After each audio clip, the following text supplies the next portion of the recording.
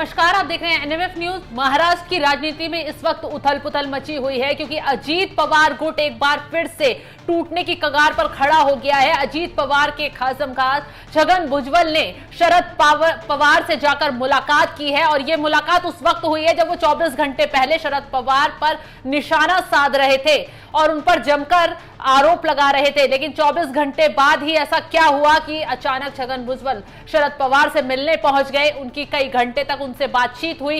क्या बातचीत हुई, खैर ये अभी तक निकलकर सामने नहीं आ रहा है, लेकिन अब सियासी गलियारों में एक हवा तेज हो गई है कि अब छगन भुजबल अजीत पवार के साथ खेल कर सकते हैं और उनकी एनसीपी को तोड़कर शरद पवार के साथ जा सकते हैं। तो अभिषेक, जिस तरीके से छगन भुजबल ने अचानक से मुलाकात शरद पवार से की है और कई घंटों तक दोनों के बीच बातचीत हुई है, तो वाकई अब अजीत पवार के ऊपर खतरे के बादल मंडराने लगे हैं। देखिए, पहले तो मैं आपको ये बता दूं कि छगन भुजबल की कोई पहली मुलाकात नहीं थी। ये छगन भुजबल की इस दौरान लोकसभा चुनाव के से और अब तक ये उनकी तीसरी मुलाकात थी। इसके पीछे की कहानी है, अजीत पवार ही इसकी कहानी बुनते हैं। और ये भी आपको बता दूं कि छगन भुजबल वो ऐसे नेता हैं एनसीपी के जो 30 साल पहले भी उन्होंने दल बदल की थी। इस मामले में, दल बदलने वाले मामले में वो माहिर माने जाते हैं, शरद पवार के करीबी थे।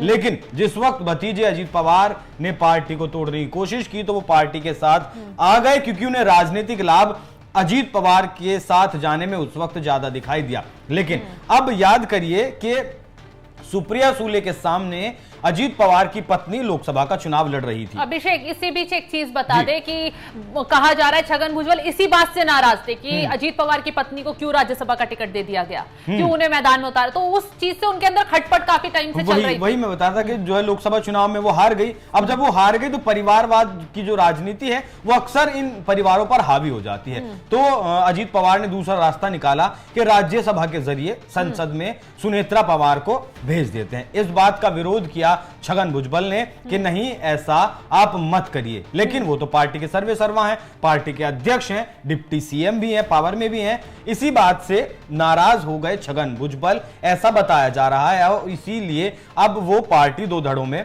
बढ़ सकती है। शरद पवार के साथ अपने पुराने साथी के पास जा सकते हैं। इस बात का एक और कारण समझिए शबनम, कि अगर अजीत पवार गुट मजबूत होता तो इतनी सी बात को शायद छगन भुजबल पचा सकते थे। लेकिन जिस तरीके से आरएसएस ने अपने मुखपत्र ऑर्गेनाइजर में सवाल उठाए अजीत पवार को लेकर कि अजीत पवार पर ही तो आप घोटालों के आरोप लगाते थे, 70,000 करोड़ के आरोप लगाते थे, उसके बाद आपने एनडीए का उन्हें हिस्सा बना लिया। तो जो जमीन पर कार्य करता है, जो लोगों के घर घर जाकर वोट मांगता है, जिसे लोगों आम जनमानस के सवालों के जवाब देने पड़ते हैं, वो कैसे अब वोट मांगेगा? क्या वो बीजेपी के लिए वोट मांगेगा? क्या वो एनडीए के लिए वोट मांगेगा? जब वो एनडीए के लिए वोट मांगेगा तो लोग उनसे सवाल काउंटर क्यों नहीं करेंगे कि जिसे आप घोटालेबाज बताते थे वो आपकी पार्टी में अब शामिल है। तो यहां से बीजेपी भी परेशान हुई, बीजेपी भी तो थोड़ा सा जो है वो हड़बड़ाई, और बीजेपी भी अब चाहती है लोकसभा चुनाव में जो कुछ हुआ, अजीत पवार की पार्टी सिर्फ एक सीट जीत पाई है। तो महाराष्ट्र की राजनीति को जो देश की सबसे अस्थिर राजनीति कहा जाता है, वो इसीलिए कहा जाता है क्योंकि वहां बिहार से भी ज्यादा पलटने का गेम चलता है। लोकसभा चुनाव में वोट नहीं दिलवा पाए अजीत पवार, ना खुद ले पाए, ना बीजेपी को अपना वोट ट्रांसफर करवा पाए, और ऊपर से जो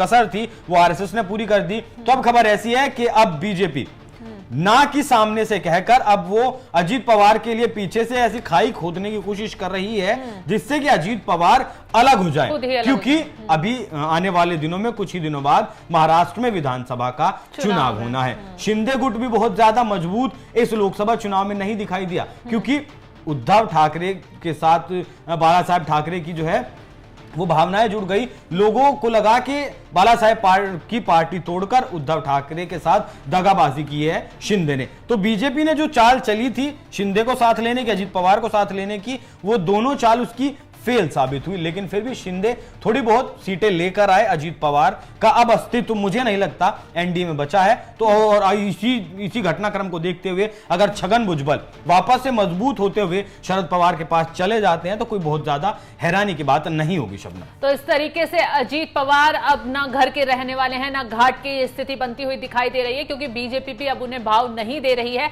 तो दूसरी तरफ उनके गुट के नेता जैसे कि छगन भुजबल ने शरद पवार से मुलाकात की और ये मुलाकात भी अभिषेक एक ऐसे टाइम पर हुई जब शरद पवार बीमार बताए जा रहे थे। उन्होंने साफ कहा कि वो मुलाकात नहीं कर सकते, उन्हें इंतजार करना होगा। हालांकि छगन भुजबल वहां पर इंतजार करते रहे और मुलाकात ही कर वापस। हाँ, उन्होंने कोई अपॉइंटमेंट नहीं लिया था, कोई पहले से बताया नहीं था कि मैं आपसे मुलाकात करने के लिए आ रहा हूं। पहली जो 2 मुलाकातें वो भी इसी तरीके से अचानक मुलाकात हुई और ये भी मुलाकात अचानक ही की है। तो सुगबुगाहट तो जरूर महाराष्ट्र की राजनीति में कुछ ना कुछ धुआं तो जरूर उठ रहा है। तो अब जिस तरीके से छगन भुजबल ने शरद पवार से मुलाकात की है, इसके कई मायने निकाले जा रहे हैं। अब क्या सियासी उलटफेर महाराष्ट्र में फिर से देखने के लिए मिल सकता है, ये देखने वाली बात होगी। तो तमाम खबरों की अपडेट के लिए आप बने रहिए हमारे साथ। नमस्कार।